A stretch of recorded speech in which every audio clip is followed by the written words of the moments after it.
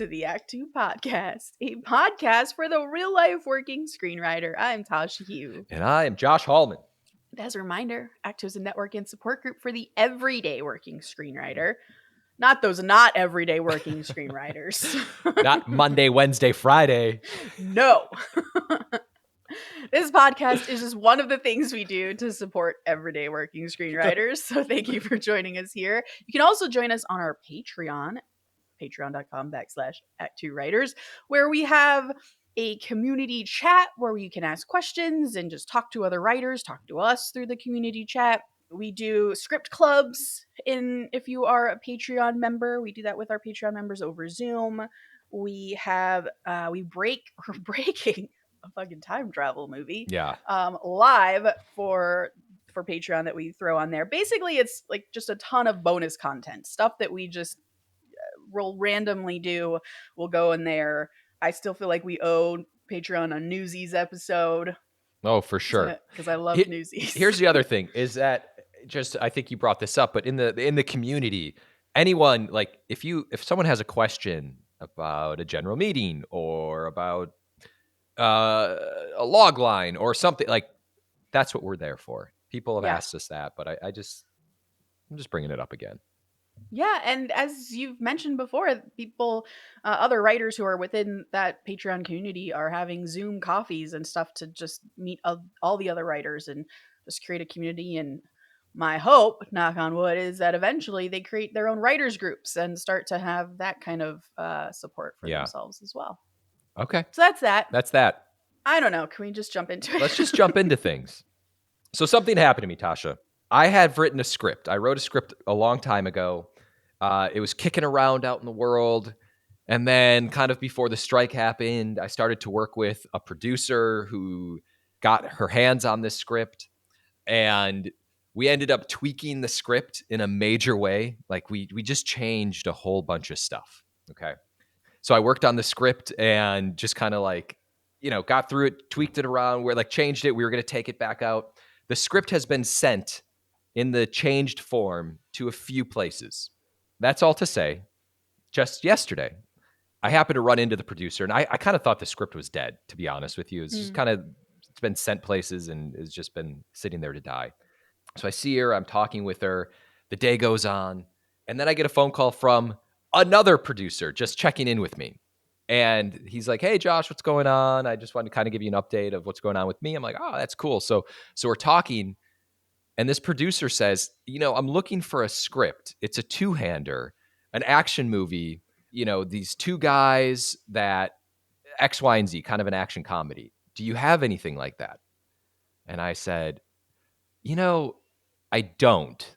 And I was trying to think of like what I actively had that I'd written, and I couldn't really think of anything. Then I hung up with that producer, and then I realized the old script that I had that I ended up changing was exactly what he was looking for. Yeah.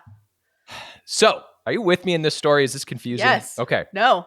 So, I then call the new producer and I said, "Hey, this is just this is what happened." And the producers know each other. Like they're aware of each other. So I said, "This is what happened. I get this call from new producer. We were just kind of catching up. I know that we have this new version of the script, but what do you think about sending the old version of the script that I thought was also dead to that other producer?" And we kind of kicked the idea around, and she was like, "Okay, yeah, let's do it," because I'm friendly with the producer. Okay. So I ended up sending this older version while also having a newer version that has been sent to other people. I've never been in this scenario before. So a few producers have this new version. Mm-hmm. One of whom you called to say, "Hey, are you cool with me sending the old version to someone else?" Correct. Because the new version doesn't fit what he wanted? Correct. Because I switched it up so much. Right. That's interesting. Yeah. Is it different enough that it feels like two different scripts? Yes. Wow. Because I changed some genders. I changed like a bunch of stuff. So it was just really weird because I had to call the old producer. I was like, how amazing would it be if both of these scripts got made and they're actually the same script? That'd be great. There's a bunch of weird things that kind of kind of came from this. Number one, I realized the importance of just having scripts written, because I have talked to people recently, and because, people are hustling right now. And I've gotten asked, "Hey, do you have this kind of script? Do you have this?" Like, people have been asking for things because they want to hustle and they want a script. So a script is king or queen, however you want to look at it. And that was just a reminder. Yeah. Number two, I'm sorry, I know I've been talking for a really long time. I love it. Number two, it was also a reminder that I was getting called specifically about like action thrillers, like certain things like two-handers, like, "Hey, do you have anything in this realm?" And that goes back to so much that we've talked about just kind of like people knowing Having a what you brand. write. Yeah. Yeah, because they know who to call. If I'm looking for this thing, I call Anyway, Josh Hallman. I was just, when it all happened, I was like, "Oh, I'm going to talk about this on the podcast." But That's super interesting. it's weird. Never been in this scenario before.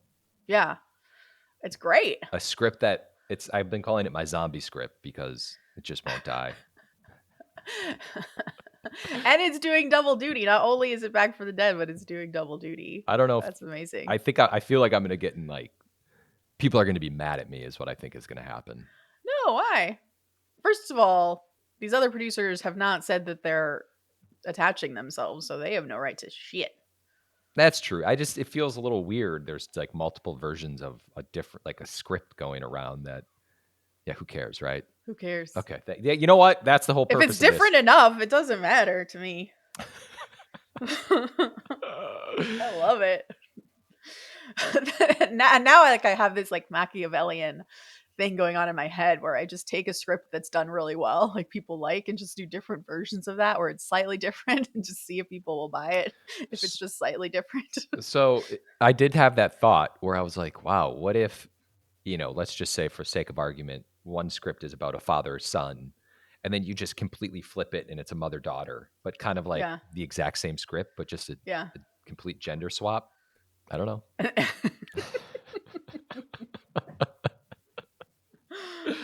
I don't know. Okay, I have a this week in writing. Yes. So I had what I thought was a general the other day. Yesterday. Okay.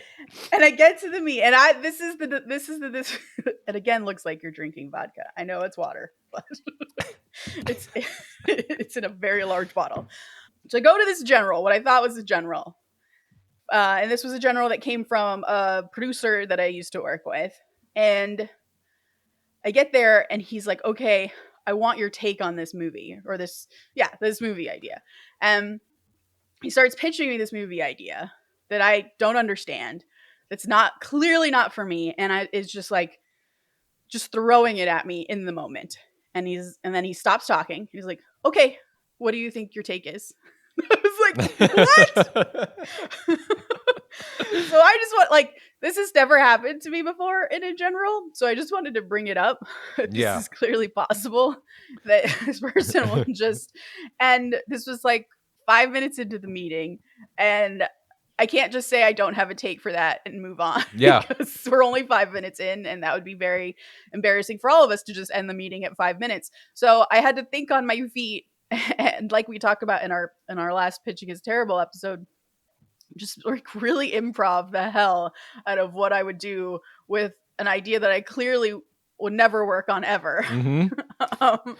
And somehow got through it with just kind of bullshitting through some character ideas. And I think another way I got out of it was just asking them a ton of questions. Yeah. Because the more they talked, the more time that wasted and the more interested I seemed. Sure. And I finally got out of the meeting. It actually ended up being about 45 minutes, which is impressive. You did it. I did it. I always love like the what if scenario of someone coming to you or anybody with like an idea, and they're like, "Here's the idea," and it's something you just don't want to do. But Yeah. and it's like, I don't even want to do this. I can't like attach myself to this or something. But then there's like, you hear like the beeping sound of a truck kind of backing in, and then out falls like money.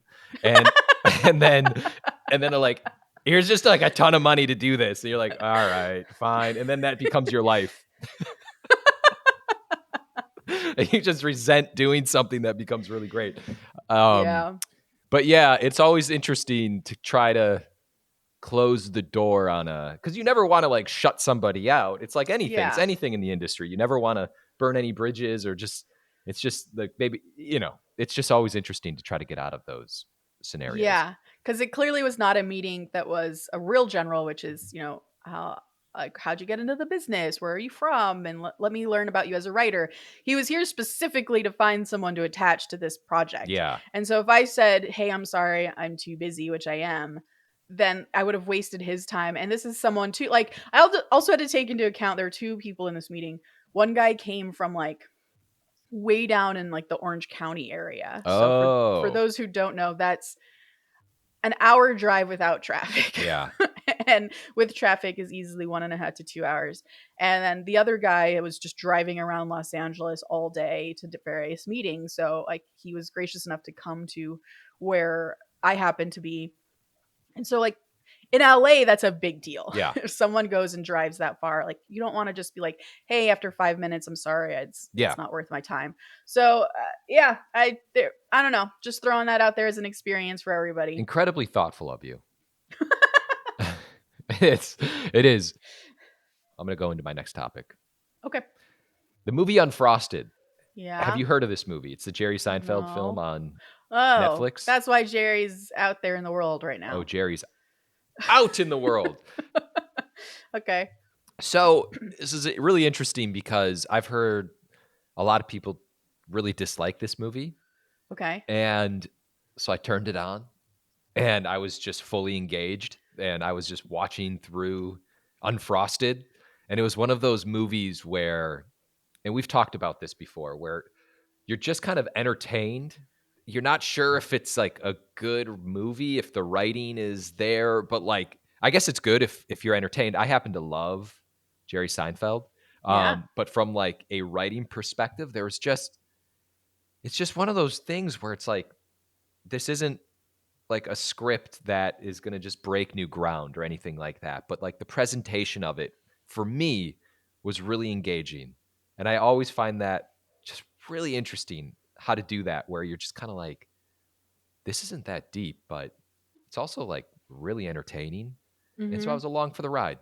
But a lot of people don't like it. I think they don't. A lot of Huh. people just have certain feelings about Seinfeld or whatever. Like I guess it's like, yeah, do you like Jerry Seinfeld's form of humor or not? sure, And his presentation or not? yeah, it's a bit of a satire. It's just a very Yeah. unique take on an apparent true story. So Okay. if you see Unfrosted, I've never even heard of do it. you even know what it's about? No. It's basically the 19 I think early 60s, the battle between Kellogg's and Post to get a Pop Tart to market. Oh. Yes, I've seen the trailer and I didn't realize Jerry Seinfeld was in it. Not only is he in it, he He wrote and directed directed it. it. Yeah. Okay. I'm intrigued. Color me intrigued. Color me I might intrigued. give it 5 minutes. Yeah, but check it out. I just find it interesting when movies can do that because a lot of times we analyze scripts and we just break down. Well, what's the character arc? What's this? What's that? Yeah. And like sometimes that just doesn't exist, Yeah. and it's still a good movie. Yeah. I mean, dare I bring it back again? Do But it. Godzilla X Kong. Talked to a writer friend of mine, and she was like, "Ugh, I hated it. The writing is so bad." I'm like, "I know." And then she would like listed all these things that didn't make sense that should have been different. I was like, "I know, I know, I know, I know," but I loved it. Yeah. Well, that's the beauty of film and movies is why it's like someone can just love something and someone else just doesn't love it. And I mean, I would argue in Godzilla X Kong, there's a bit of an arc with that scientist who has to, doesn't she let her daughter go at the end? She does, but the daughter decides to stay. Oh, that's right. Spoiler alert. Oh yeah, spoiler alert. Dude, we just might need to do a full breakdown on this movie. I just love it so much. This is like Maverick. All right, I have one more, Okay. I think, that I want to talk about, which is the power of editing. Oh.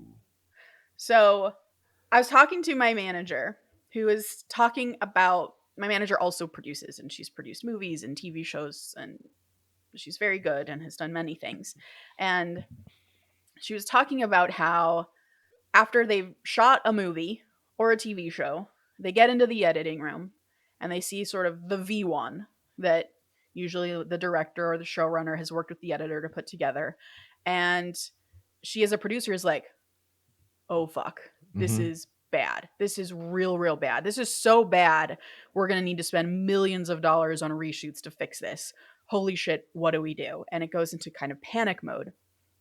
But then she said, I have had editors that were so good that they were able to cut things around, change the pacing, do X, Y, or Z, add some sort of, like voiceover or change where people's lines are, all of the stuff to like make scenes make sense, Mm-hmm. that they no longer had to spend millions of dollars on reshoots, that this editor alone fixed Yeah. the movie or show.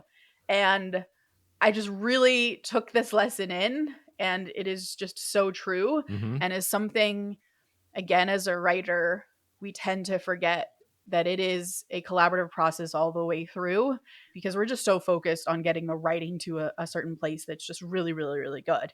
Things that work in script, once you actually get it, shot and put together, weirdly might not make sense, Yeah. because when you read it on the page, your brain was making all of the right connections on the page, but then visually, when you add that new component, it's suddenly not executing in the same way, or maybe the director took it in a direction that wasn't the same that was in your head, so you're no longer making the connections because of something the director did, right? And so now you go into fix it mode. And we talked about this before, how a big part of writing is problem solving. Once you get into the editing room, this is a big part of the discussion that was around the time of the strike, is if you're a showrunner and you're in the editing room, that's kind of considered writing because Yeah. you're rewriting the script as you're editing, and moving scenes, moving dialogue, and all of that stuff to make things make sense. And I just want to put it out there that that is a skill that I think is very important for us all to learn. When you watch things, that's why we say to read the script and then watch something to Yeah. see how it's put together, how things are edited. Yeah. Don't Yeah, don't they it's great. say the editors are the final writers? Yeah, I love it, and it's so true. Yeah. It's such a cool skill. And so It's no, I've it's like I texted Josh the other day. I was like, I need to get back into editing. I haven't done it since college. Like, what programs are there? I need to learn them immediately. oh man. Yeah, I love it. And yes, again, going back to reading the script, watching a movie or television show it's so helpful. Like, and just even when voices kind of like overlap, Mhm. or when scenes just transition, like, and it just keeps the flow of things going just in such a beautiful way in editing and just moving scenes. And let me just give a shout out to Paul. Just I love him. Paul's the greatest editor. He's the greatest. I don't want to bring anything else. I want to just end on that because that's a good note. Let's get into our main topic. Would you like to present our main topic, Joshua? Yes. We are having a get together, a party, a mixer, a gathering at All Seasons Brewery on La Brea in Hollywood. It's on May 16th, which would be Thursday, May 16th. If you're hearing it, it's this week. And if you're hearing this since too late, you missed out. So too bad for you. And we're having this thing. This is our second time we've done it. It's the Act Two Mixer, even though we don't like to use the word mixer. And it's going to be great. We're all going to be there. You and I, more people. I know some people who are coming. That's It's it. gonna be great. It's gonna be great. Yeah, this episode is all about talking about our mixer. We just want to talk about it because, again, I do think people either misunderstand what these are or come with different intentions or goals or fears and want to just lay that all bare. Mm, This is a time. So last time we came, we had, and we're gonna have the same thing. We had these outdoor tables, these huge outdoor tables out on the patio of All Seasons Brewery. It's a huge brewery. It's very cool. And you just these tables are blocked out for Act Two. Sit around a table, grab a drink, or wander around and meet people. And we'll have name tags. mm. Is it true that you're taking pitches at the Act Two event? God damn it. If you No. want to pitch to me and I can grade how you pitch, Pass. we can practice being executives. No, it's really just to meet other writers. And again, it's to just build out your community, because a big part of our struggle as writers is not knowing other writers. So you kind of keep the struggle to yourself, and you have no one to complain to or voice questions to or concerns about. And so the more you surround yourself with other writers who are going through the same shit, the more likely you are to continue to do this job, because you don't feel as isolated. And when you have a problem that freaks you out or depresses you, or insert other emotion here that's going to make you want to leave this industry, you can talk to another writer about it and realize you're not alone, and sort of push through it and continue on. I think the more writers have that, the more we are likely to succeed. So that is a big part of it. And it really is just to get to know people. And as part of that, because I am an introvert by nature, I bring games. Yeah. So last time we had our mixer, I had a quiz, a movie and TV quiz, I think. And like the bonus question was something about the podcast. Sure. Some information. If you listen to the podcast, you would know. And then the winner got a prize. We're going to do that again this time, Joshua. Okay. Well, it's not going to be the same idea of a quiz, but we're going to have some kind of quiz of some kind, because I love quizzes, because I'm a giant nerd. And if you win, you will get prizes. Josh is bringing them. Here's the thing. I guess now is as good as time as any. Is to say we have revamped the Act 2 store. And we have new t-shirts. We've got stuff. Yeah, let's just give away like some shirts. Hell yeah. We got a brand new logo. We're new people. You know what I was thinking is I was going to just bring some t-shirts and sweatshirts. I don't know if I'm going to do that. What I think I might do is, to the winner, just order them something so I can get their proper size and send it to them, rather than like, because there's nothing worse than when you go somewhere and like you really want a shirt or something, a piece of attire, and then it's like 6 sizes too big, and you're like, I'll never. Right. What am I going to do with this? That's fair. So, if you might be someone who likes a certain style, and we're gonna respect that, because that's what we do. I love that about you. Us. Go back to you. So yeah. Are you going to bring stickers? Oh yeah, stickers will be there.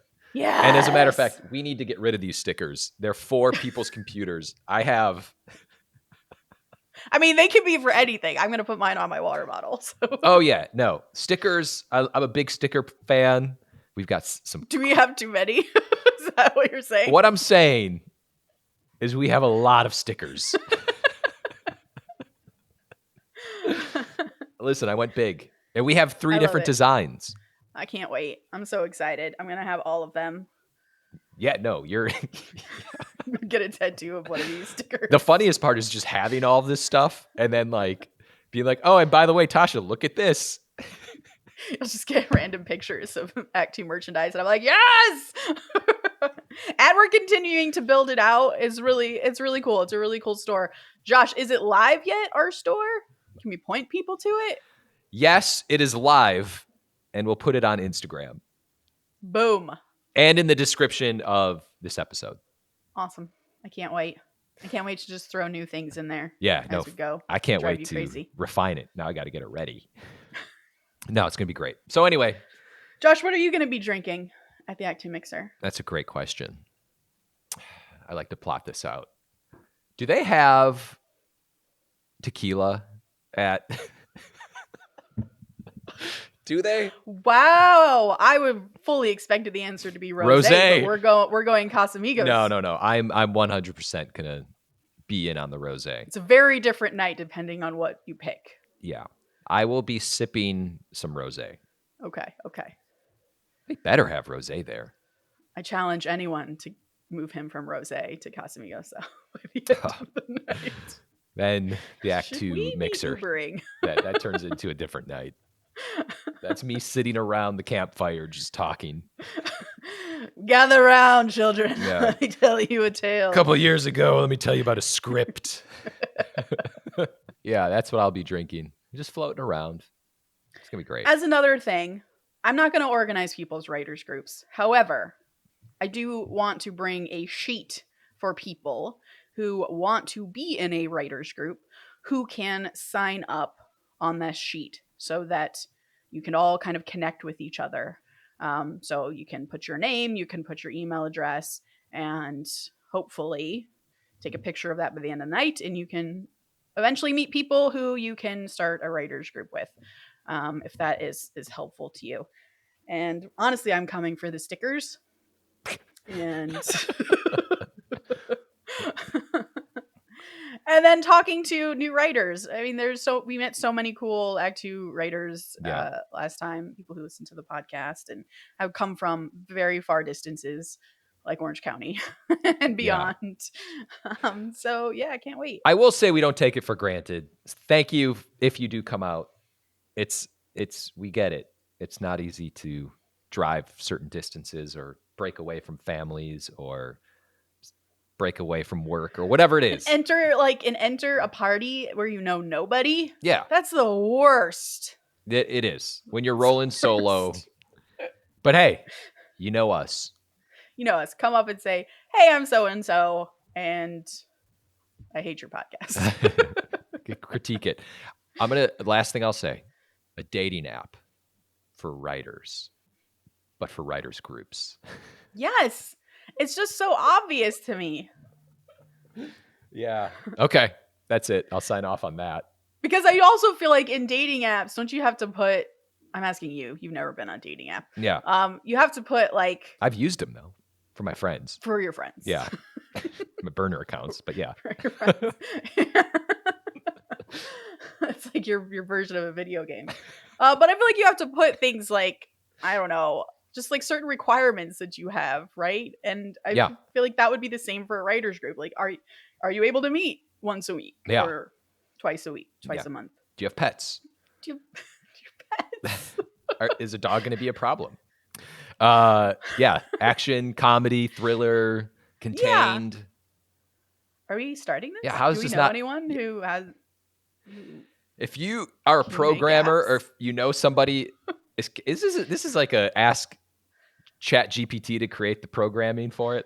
Oh, God, don't start. Ugh, gross. Ugh. Yeah, let's do this. This would be Yeah, great. we're doing it. Okay. People need writers groups for sure. Yeah. What's another part of our mixer that people need to know? Parking. There is a parking structure right across the street from the brewery. However, it is expensive. Yeah. I believe last time I ended up finding parking on the street after hours, so that was fine. But my husband parked in the parking lot, and he said it was $20 by the end of the night. So Really? yeah, it's not great. It's Hmm. not great. There is a lot of street parking, but you may have to walk a block or two. I fucking hate Los Angeles. It's just reminding me how much I hate it. But it is worth it. They also have valet, which is probably around $10 to $15. I don't know offhand. Yeah, and I don't trust But if valet. that's easier for you, and I mean, I'm gonna be the same price as the parking lot anyways. Might as well. So just FYI, come a little earlier if you want. But it is from 7 to 9. Mm-hmm. So just FYI there. For Patreon, our Patreon members, however, you'll get a special email this week about something additional that we will be doing for our Patreon members. So look out for that if you're on Patreon. If you are not on Patreon yet and want to be and want to do that special thing for the mixer, join up and you will also get that email ahead of the mixer. Okay. That's it. It's going to be great. It's going to be great. I may sit down the whole time just because I get tired walking around to everybody, but please feel free to come up to me. For sure. I feel like Josh is the walk arounder. I do like walking around. I'm very excited. Last time I was at sort of a get together with numerous people, including Joshua, where drinks were involved. He got in a fight with someone about James Bond. So this is going to be I wouldn't classify it as a fight. fantastic. An altercation. It's just a conversation. I don't know, man. These are the things that matter. I don't know what's wrong with me. I don't know. All right. All right. Well, we will see you there. We can't wait. We're very excited to see you all and to hear your stories and just talk about writing. So join us on May 16th at 7 p.m. at All Seasons Brewery. Quote of the day. Mm-hmm. Writing is something you do alone. It's a profession for introverts who want to tell you a story but don't want to make eye contact while doing it. John Green. Please remember to rate and subscribe. Follow us at ActTwoWriters for more awesome writing stuff. You can follow me, Tasha, at Story Thursday on Instagram or on Twitter at Tasha 3.0. I am Josh Hallman on Instagram, Joshua Hallman on Twitter. And as always, the Act Two podcast is a production of Act Two, a network and support group for the everyday working screenwriter. This episode was edited by Paul Lundquist.